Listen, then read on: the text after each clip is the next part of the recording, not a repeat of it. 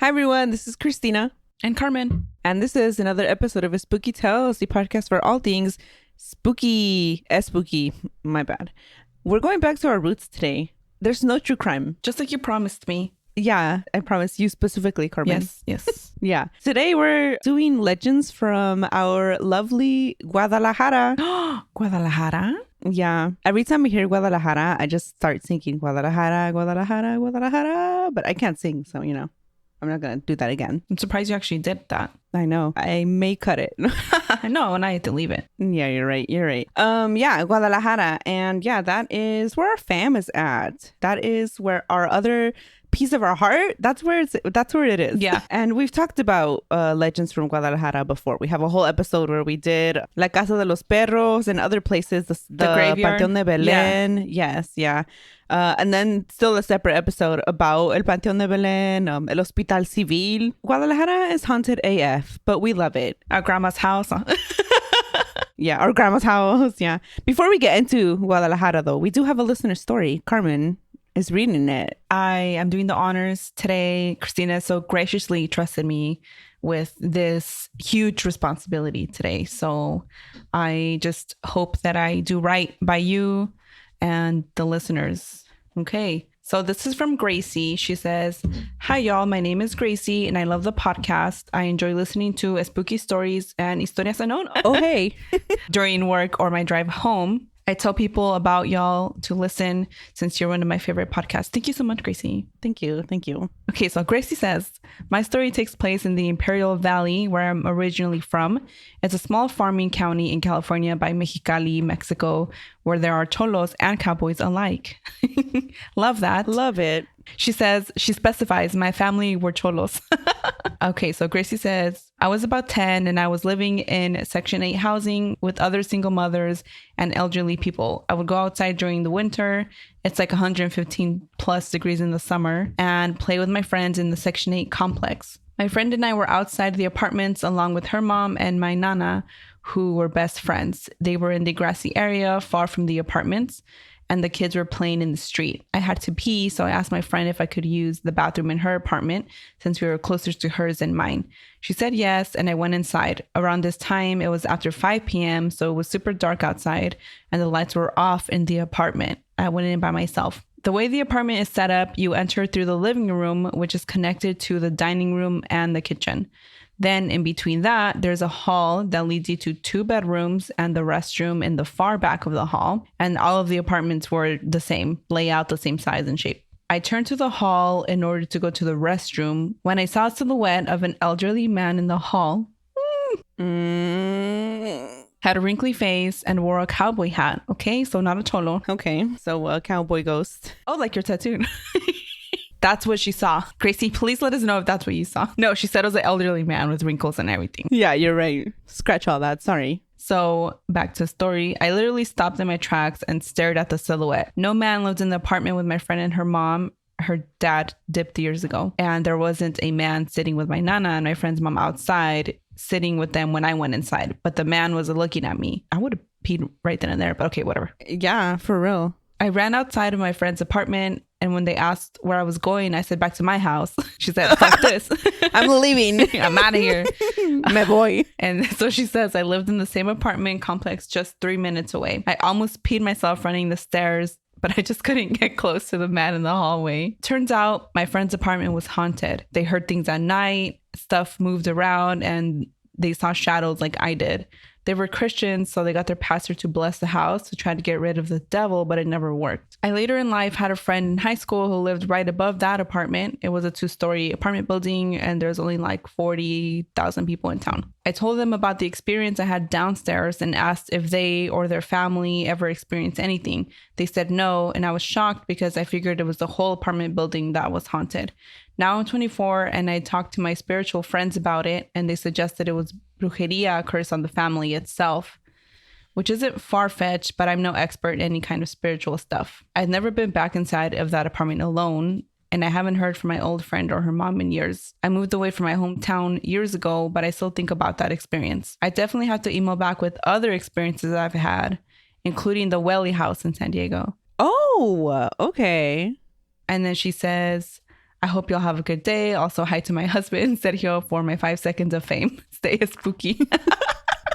I love it, Gracie. Thank you so much. Creepy. And yeah, you would think if one apartment was experiencing something, the one above it would be too, but not always. Sometimes ghosts, they like their spaces. Yeah, but I'm like, I would figure too in an apartment complex, more than one of the apartments would be haunted. And I think it does make sense that maybe it could just have been her family. That's true. That's true too. You never know. And like if they moved and it followed them and no one else had experiences, then yeah, that would cement that belief. Like, not that we know that happened, but like it could have. Yeah. Yeah. If you have a story that you want to send into the podcast, you can email spookytales@gmail.com. You can submit it on our Discord. That is linked in the show notes.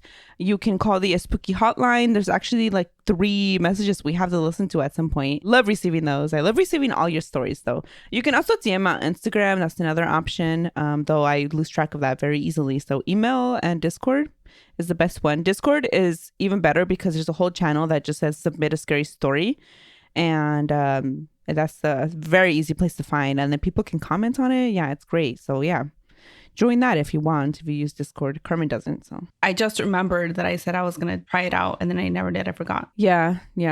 Okay, so now on to Guadalajara. Guadalajara. Thank you. I was waiting. Yeah, I'm sure that longtime listeners of Spooky Tales know. Yes, that's where our family is at. That is where we go when we visit Mexico to visit our grandma. Yeah, and we love it. We love the city. It's a big city. It's actually, I might have said this in our first Guadalajara episode, but it's one of the only cities in Mexico, not one of the only ones, but that wasn't already an established community that the Spanish came and took over. Like there was no indigenous population in Guadalajara. Really? Yeah, it was a settlement from the beginning. Like there was no moving people. Obviously other parts of Jalisco, yes, but Guadalajara specifically, no. Oh, I didn't know that. As far as I have read, I mean, I hope I'm not like wrong, and so of course if I'm wrong, correct me, but like nicely or I'll cry. But yeah, we've shared many legends, but of course Guadalajara is amazing and very haunted, so there's always more stories, and I hope to go to one of these when I'm there. At least we've been to one, El Panteón. El Panteón. Oh my god, duh, we did a whole tour and everything. We did the tour, yeah. And our grandma's house is haunted, yes. And we went to mi tia's house, and she said she saw La Llorona, remember? Oh, actually, our tia in Guadalajara, this is related, so I'm going to share it. That same house where she said she saw La Llorona, they say that there's like a shadow I didn't know that people see. Yeah. Oh. Yeah, they say that one time one of our cousins was coming home late from pisteando, I guess. And everyone was already asleep, and he was walking in, and there was our other cousin, his sister, was sleeping on the bed, and then against the wall, he saw like a shadow creeping up on her, and then he almost passed out in fear. Damn, that's scary. Yeah, and it was like a huge shadow, and he's not the only one in that street that has seen this shadow in the walls of their house. So very scary. So yeah, the first place that we're gonna talk about in Guadalajara is Hospicio Cabanas, and it's actually known as Museo Cabanas now. It's in the center of Guadalajara, so where like the big cathedral with Santa Inocencia in it, the big. Do you know that story? Surely you do. Yeah. Oh, yeah. Sorry, I just didn't. It took me a second to think about because I don't remember ever what it's called. You're talking about the girl who was killed or something like that, and her bones are there or whatever. Yeah. Like allegedly, according to legend, her mummified body is okay. Yeah. on display. And her dad killed her, right? Because she wanted to be a Catholic or something like that. Yes. Okay. Yes, yeah. That is the legend. Yeah.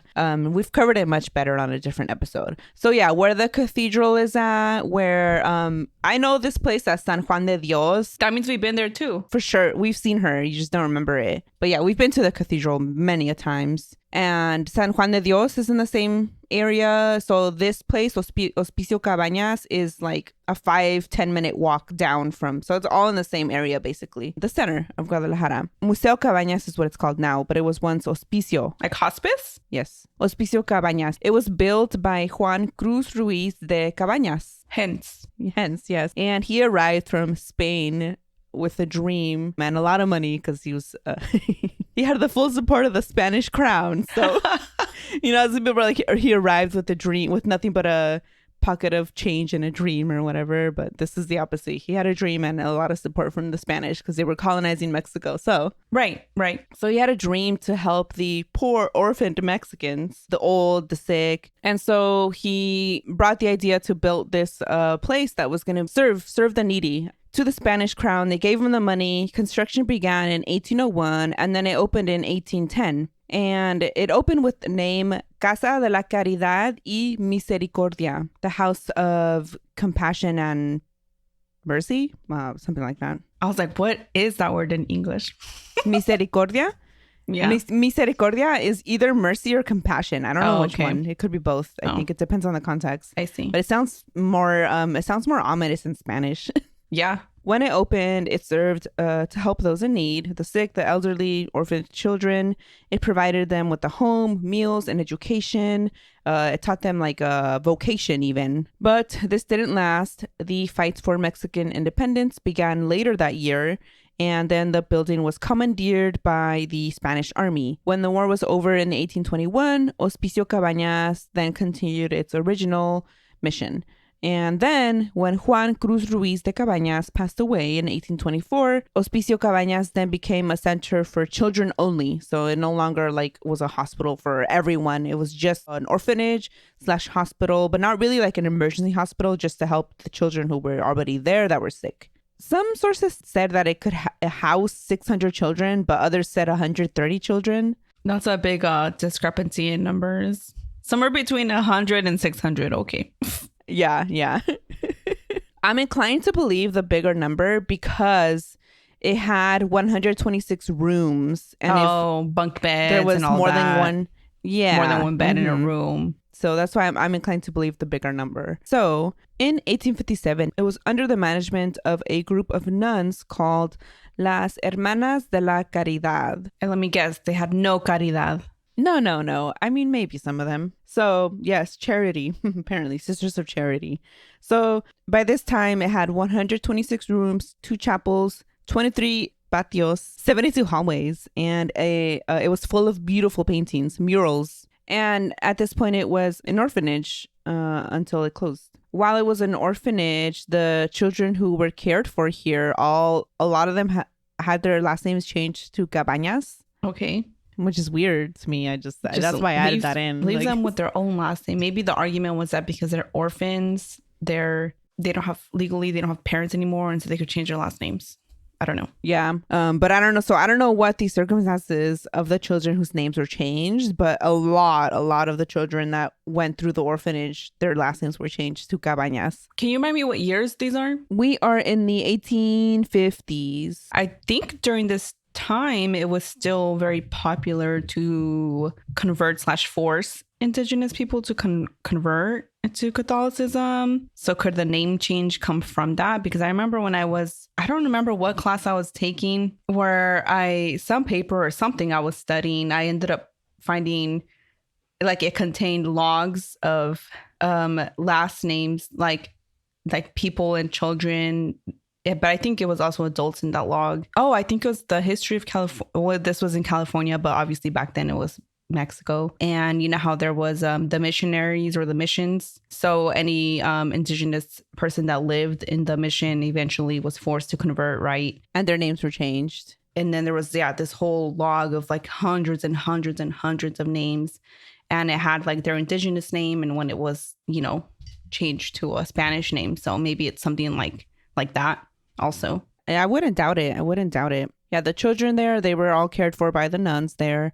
And many former students recall their time at El Hospicio Cabañas fondly. Really? Okay. Yeah, I'm surprised. Though the nuns did take care of them with a firm hand. Okay. So, yeah, but they still remember it fondly. So in 1980, it became El Instituto Cultural Cabañas, and then it was changed to Museo Cabañas, where you can walk the same hallways the children did today. You can admire many of the murals. I'm sorry. Murals. Murals. many of the murals that were painted by Jose Clemente Orozco, a famous painter in Guadalajara, and he has many murals across the city. Yeah, it's a beautiful building in the center of Guadalajara, like I already said. But of course, this wouldn't be a topic on Spooky Tales if it was all just roses and love or whatever the saying is. Like, I'm sure there's a saying like that. This is what I've been waiting for. El Hospicio Cabanas is home to stories of death and ghosts. According to legend, back when it was still an orphanage, Hospicio Cabanas had a clock tower at the entrance. It was brought from Spain. For the first few weeks, this clock worked fine. It rang every hour as it was intended to. It made the entrance look fancier, you know, what clocks do, what clock towers do. But for some unknown reason, the clock tower, it stopped working. The clock stopped working. It was brand new, so, you know, it should have been working. But it often broke down, and it was always in need of repair. Like, it broke down, and then it just wouldn't turn back on until the clock repairman came and fixed it. And at first it was just this annoying, inconvenient thing that kept happening. But then the nuns noticed a disturbing pattern that shook them to their core. Whatever time it stopped at that exact time, a child in the orphanage was found dead. And it became known as El Reloj de la Muerte. Oh my God. Yes, and they didn't know why it was happening. People started saying Satan himself, Satanás, El Diablo himself was controlling the clock. So after they noticed the pattern and that it happened again, then they were like, let's get rid of this clock. Makes sense. And yeah, they got rid of it. And even though the clock was gone, the children who died, they remained. Dead? What do you mean? Yeah, their ghosts were in the building. Oh, sorry. That makes sense. I just knock up there for whatever reason, but it made sense. It was just me. They remained there as ghosts. Yes. Okay, so, and now this is the story from Museo Cabanas. Someone was visiting. Lupe was in Guadalajara for the week. She wanted to reconnect with her Tapatio heritage. I love it. And visit her mom's hometown. Being at her grandma's house with everyone was a little too much for her. She was kind of introverted. So she got on the bus and then, you know, the train or metro, whatever you want to call it, and then arrived at the historic center of Guadalajara. She went to the market, San Juan de Dios, and then she walked around until she got to Museo Cabanas. And she was looking at really everything there. It's a museum, so you can look at the paintings, the mural. Oh my fucking God, I can't say that word. Yes. I don't know where you're putting the emphasis. You're putting it in the wrong place. I keep saying the name. So she was walking around just, you know, in awe of everything because it is really a beautiful place. But then she got to one mural. It was red with the clock and a man trapped inside the clock. I mean, that sounds scary. Yeah, it was very out of place. It looked like it didn't belong with the rest of the murals. Although some of them are already very creepy. There's one very famous one called like a man on fire, and it's basically a man on fire. Oh, I think I've seen this. You probably have. And this was meant to decorate a building for children. I have to talk about this one because it's very, very strange. This is on the ceiling. Oh, that's scary. Yeah. So this was painted by Jose Clemente Orozco. It's called Hombre de Fuego, or the Man of Fire. And yeah, you see these dark figures around a man. They're like, it looks like they're either holding each other off or they're not holding hands. Like, they're like intertwined. Yeah, they are intertwined. And then in the center, a man on fire walking. Yeah. But yeah, so the painting that Lupe was looking at this moment, it was creepy. To say the least. To say the least, yes. So it was covered in red. It had a clock. Inside the clock, there was a man. And behind the man, a group of children. And it looked like they were behind him hiding from something. And then in the corner of the painting of the mural, there's a nurse. And she looks mean. And she's looking at the children. And this man in her way of the children. So that's the painting that she was looking at. She just got this very creepy feeling from it. It's like, this is weird. I'm going to go. So she turned around to walk away. But when she turned around, she saw a boy peeking out of one of the rooms. He had red hair. His face was bandaged. And he beckoned to her to come to where he was. And like, I would have been like, fuck that. But she went. I would have She waved probably bye-bye. shouldn't Like, Yeah, bless you, yeah. little boy. But I can't come. I can't follow you. I can't go there. I cannot. Yeah. But she went. She went. When she got inside the room, it was dark. Well, first she went to the door and she peeked inside and it was dark. And then for some reason, she still went inside the room because she didn't see the boy. So she's like, maybe he's inside the room. Like, maybe I need to go in. Again, not me, pero she went. And so inside it was cold, empty, dark. The boy was nowhere to be seen. The temperature dropped and she's like, okay, I need to get out of here. Finally. She turned around to leave. And then when she turned to, walk to the door, the boy was standing there blocking the door. He was wearing a hospital gown. He looked not alive anymore, pale, ghostly. Oh my God. And he laughed and reached out his hand. And then she was like frozen in fear, about to pass out. And then he disappeared. Oh my God. And she booked it out of the room. When she ran down the hall, that mural she had been looking at, she didn't see it. Like, it was like gone. But she's like, whatever, I don't even care. I'm out of here. Very creepy. There's another legend about Hospicio Cabanas. And this legend explains the deaths, but not the clock, really. I don't know what's going on with the clock. So according to this legend, the devil wasn't waiting to take the kids. It was an evil nun nurse named Eva. Well, this would make sense with the other story, with the picture she saw or the mural she saw with the nun. Mm-hmm. So Eva had been at Hospicio Cabanas for years, and it was noble work. But even then, there was some kids that could not be saved.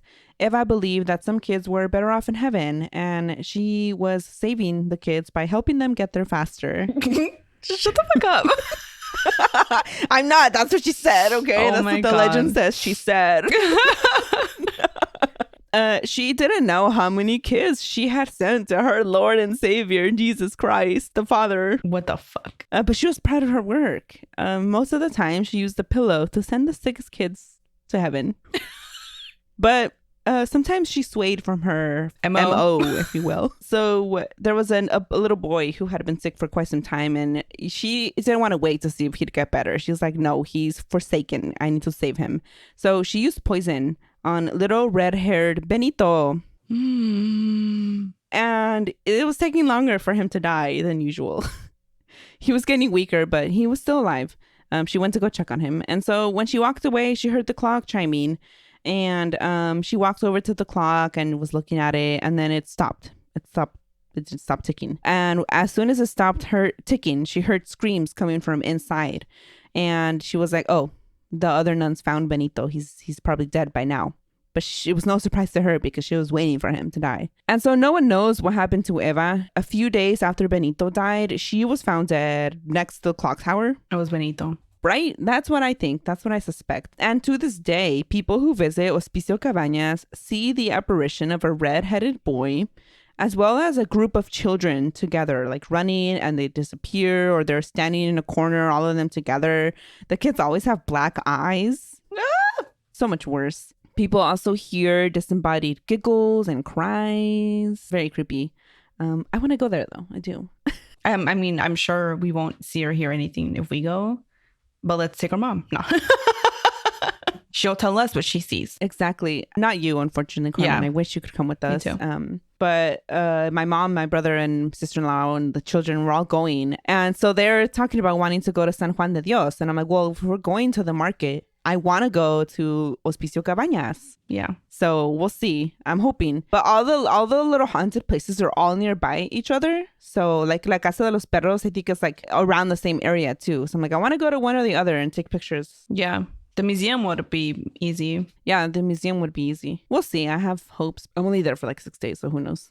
Yeah, it's hard to do stuff. Yeah, that was Hospicio Cabanas. The next one is Palacio de las Vacas. Huh. The Palace of Cows. Cow Palace, I guess makes more sense. Yeah. So in the 1890s, Segundo Diaz, the cousin of Mexico's president / dictator Porfirio Diaz, he built a mansion on Calle de San Felipe in the heart of the city, the center of Guadalajara. Construction on the home began in 1850 and it ended in 1910, the same year as the Mexican Revolution. So Palacio de las Vacas had 24 rooms, 2 dining rooms, a chapel, 4 patios, 4 patios, beautiful gardens in them, and 10 bathrooms. And it was on a big chunk of land as well. Segundo Diaz also commissioned murals from Diego Rivera and Jose Clemente Orozco, who did a lot of the Hospicio Cabanas murals as well. And Segundo Diaz wanted to build the mansion to marry a tapatia, a beautiful tapatia. And those were his words, not mine. Like, that's what it says when you look up the info. Interesting. Yeah. And so he got the dream home, but he did not get the dream tapatia. He never married. Yeah. It's funny because it was like an English newspaper that was talking about going to Palacio de Las Vacas, and they wrote a beautiful tapatia, and then in parentheses, they defined it. So it's like a beautiful woman from Guadalajara. Wow. Yeah, he never married. And he did live in the palace for some time before passing away. When Segundo Diaz died, the property was sold to his brother, Miguel Diaz, and he converted the land into a dairy farm. From palace to dairy farm. Okay. Yeah, he let his cows roam free, and this is when it got the nickname Palacio de Vacas. Eventually, he did sell the property, and then the cow palace was used as a school for girls, and then an elementary school, then a high school, then a theater, then an upholstery place, and apparently at some point it might have been a brothel as well. Interesting. Lots of lifetimes. It's lived a lot of lives. It really has. The first time it was used as a school, it was the first girls' school in Jalisco. Wow. At some point, a woman who owned the building, she wanted to turn it into a parking lot, but the city of Guadalajara would not let her because it was such a historic building. Like, you can't just destroy it. Because they didn't let her, then she plugged all the downspouts with cement. The fuck is wrong with this bitch? With the hope that the weight of the water would cause the building to collapse. Oh my fucking God. I know. It didn't happen, but a lot of the murals were damaged. After the damage, it fell into disrepair and it was like abandoned for a little bit. That happened. The building was damaged and then it was abandoned. In the 1970s, a different owner tried to buy it, to destroy it, to demolish it and put something else there.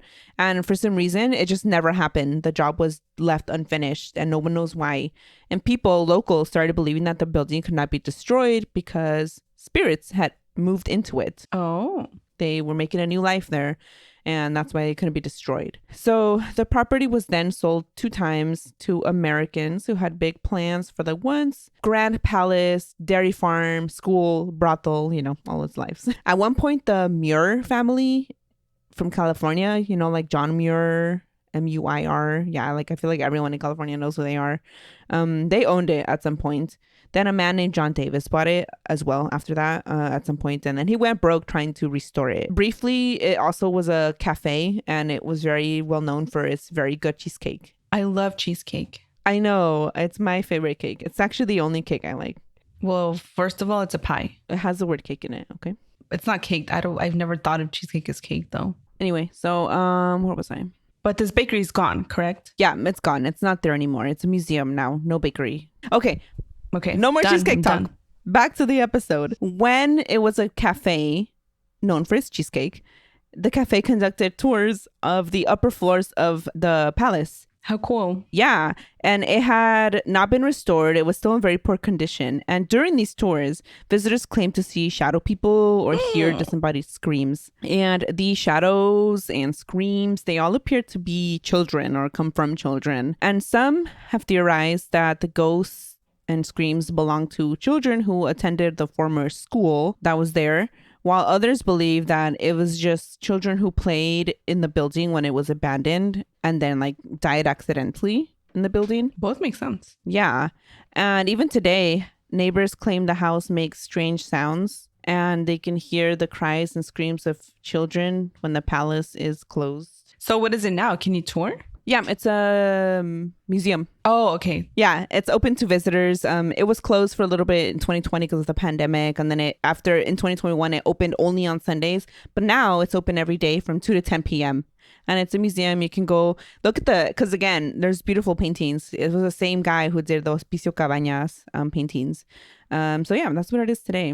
Okay, so this other place is known as La Casa del Trébol Negro, or Clover Lawn, and it's located in Colonia Americana. So the name Clover Lawn, it comes from an engraved, like the fence, the entrance to the house is engraved, and it says Clover Lawn on it, and then that translated as Trebol Negro. So it was built by Lord Duncan Cameron, a minor member of British nobility. Sounds like a colonizer. No. Oh, 100%. So each room has a hand-painted black clover in it, because Lord Duncan wanted his family to remember their heritage when they were in this land that is not theirs. He then had his oldest son, George Duncan, marry a Mexican woman named Josefina Rivera. She was the daughter of a wealthy family from Durango. So they got married. They had 4 kids. Legend tells that for some unknown reason, the daughter, their eldest teenage daughter, died by suicide in her own bedroom. Yikes. After this happened, Josefina took the kids and left George. After she left, George let the house go into disarray, and then he eventually died. The next owner bought the house with the hopes of restoring it, but then it never happened, and instead he snapped for some reason and killed his entire family and then himself. The next owner, yes. Sounds like it's something in the place. Okay. Right. In the house, there's a fountain with 4 children in it, and it's said that those were George Duncan's kids, like they inspired the fountain. And there's no stories of the fountain, the kids coming to life or anything like that, which I think would have been great. Yeah. But there is a rumor, an urban legend, that one of the skulls in the fountain is real. Yeah. Wow. I don't think it's true. It's just a fun, like, little urban legend, but very creepy. So, according to neighbors and eyewitnesses, in the early hours of the morning, one can hear screams coming from the house and see shadows through the windows. A woman in white has been seen lurking around the property at night as well. And according to some people, blood oozes out of the walls. Yikes. And yeah, people avoid the area, the house. They walk around it if they have to walk on the street. Across the other side. Makes sense. And yeah, that was La Casa del Trébol Negro, the Clover Lawn house. Do you know if it remains like empty still or what? I think so. It's not like a place open to the public like the other places. Like they're not museums or anything. So yeah, that brings us to the end of the episode. What a fun episode. I have been waiting for an episode like this for a long time. Me too. Anyway, before we go, any spooky recommendations? Nope. Yeah, no, I haven't really listened to anything or watched anything new. I'm trying to think if I did, but I don't think I have either.